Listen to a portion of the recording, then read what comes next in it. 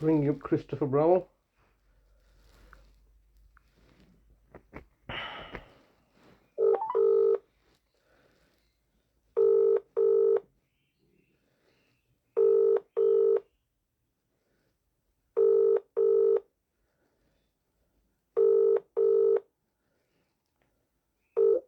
This is the Vodafone voicemail service for 07769247119. Message after the tone. When you finish recording, please hang up or press the hash key for more options. Oh yes, hello Mr. Browell, it's Mr. Hussein here, once again ringing yourself up regarding my brother Talib Hussein. Today is Friday the 29th of September 2023, and the time is around about midday. And once again, I'm leaving yourself a message. Today is another lovely day outside that me and my brother could have been enjoying together, as I looked to provide him with ongoing care and support. I've bought him a vehicle specifically so I could take him out as part of his care package. I've been taking him to weekly swimming lessons, weekly swimming at the local leisure centre, or the swimming baths. That was his package of care. I bought him birds, done up the garden in order to provide him with the appropriate support service. I've given him reassurances daily. All of this, you've just simply come over as the local authority, under instructions no doubt from any nefarious party, to simply abduct my brother and say that I can't see him anymore. Well, this is an exact repetition of what you did previously in my mum's case. And how did that exactly work out?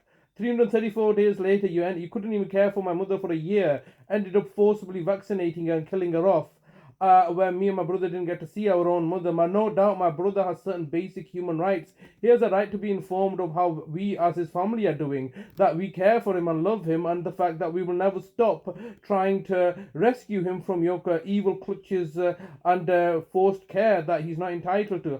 As you're fully aware, Mr. Browell, I'm sending emails daily now to both yourself and various other people to highlight the fact that this is a complete travesty of justice. You've come over, and because of your own need to protect and safeguard yourself for the failures, systemic and endemic failures of your superiors and bosses at the council, that you're trying to cover everything up and have me as an easy scapegoat for all your failures. This is not acceptable, Mr. Browell, and my brother is the unwitting victim of your tyranny against me. You placed us under economic sanctions for such a long time. You anticipated that we will fall apart. You anticipated that I would have a carer meltdown, a carer burnout.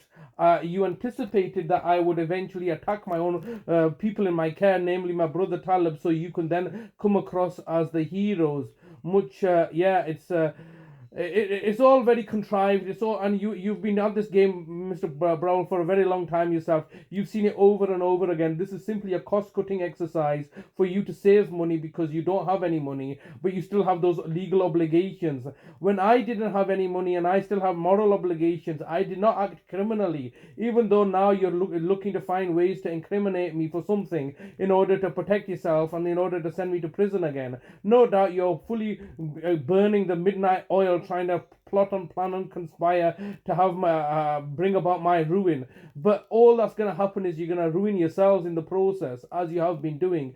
You now, as a local authority, have been saving £410.70 that you were providing to my brother in social care that I helped him to secure weekly for the last.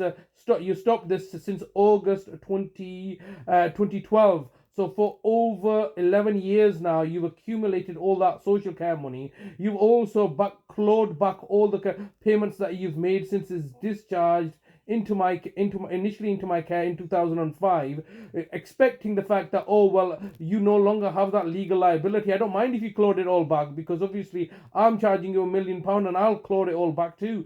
The only way you're going to get out of this is if you continue to buy off the judges and the judiciary, and obviously through this process I'm going to fully publicize what you've been doing or your wrongdoings. Once again, I'm asking you to speak to me, write to me, or communicate with me and let me know where my brother is. Have him safely returned back back into my care because you cannot provide care for him. All you're going to do is endanger his life and kill him off, and then you're going to say, oh no, it's our mistake, the government didn't give us enough money, the government didn't give us enough laws or rights and powers, it's all the government's fault, and your brother's dead and lessons will be learned. That's what you did last time, innit, when we murdered my brother Nazim. Alright, always blaming everybody else rather than taking up the responsibility for your duty of care that you have. It's always somebody else's fault, isn't it? It's always the little man's fault, alright, the poor person's fault. It's always a disenfranchised individual's fault. Namely, it's my fault, isn't it? Everything that you're doing is above board because you bought off the judges, you bought off your accountants, you bought off every third party,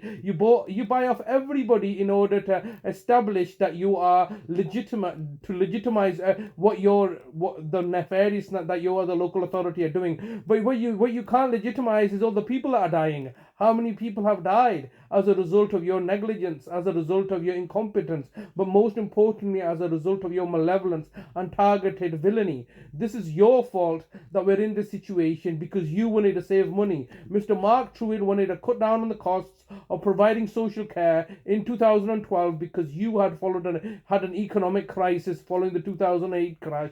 The government had cut back your funds, and therefore you wanted to find alternatives to cut back further costs, and looking to make my brother Talib a victim, looking to make my mother a victim. I mean, the things that you've done to my mother. You have 15 seconds recording time remaining. And the things you've done to my mother are truly horrific and fully auditable and accounted for. You know, you murdered my mother, now you're looking to target my brother. No doubt you're looking to target and further villainize me. Not acceptable, Mr. Browell. I urge the council to come to the negotiating and speak to me and return my brother back into my care. Your recording time has expired. To leave your message sent. Yeah, message sent. So this is now, 53 days later, and they're simply refusing because of they have a need to exert their power and control. We are the boss. We will not be bought into any situation where we have to respect you as an Asian, Pakistani, Muslim person. No, what we want to do is we want you to terrorize you. We want to have control over you. We want to have dominance over you. You should fear us. I don't fear these people. No way I fear these people. I would fear these people if they were competent. They are so incompetent, idiotic morons, and I am expected to fear these people. All it is, they're like children with a gun. If you have a 6-year-old girl and put a gun in her hand, do you have to live in fear of that situation? She's a child. Somebody should just remove the gun. But under these circumstances, this incompetent, moronic council has been given a loaded gun and is terrorizing everybody in the district. And nobody wants to stand up to them because, look, if they do put their head above the precipice, as I have done, what is the consequence of that? You can have your whole life destroyed. So most people naturally don't want to, just want to live in peace and harmony and just avoid the situation. Unfortunately, I can't avoid the situation because obviously they've done so much. I've tried to make peace with them over the last 20 years.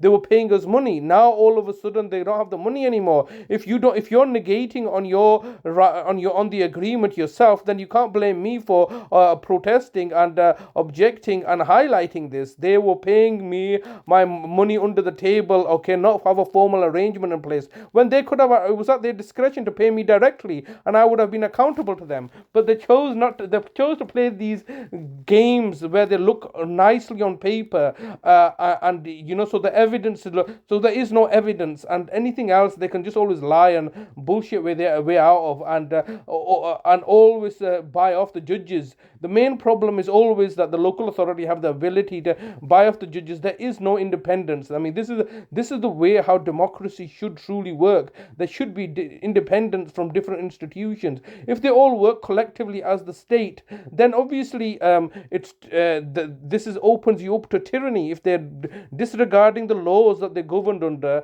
and they're all working collectively to target and victimize somebody, and they can get away with it because nobody can stand up to the collective might of the state. But yet the state says, no, we're all independent and we're all doing things legitimately. We're all acting in the benevolent interest of the public we serve, when the reality is that they're really acting in the malevolent self-interest to look to exploit and plunder for the people that they are meant to be serving under. Just ridiculous. ridiculous. But I will continue and persevere to call them up every day until my brothers return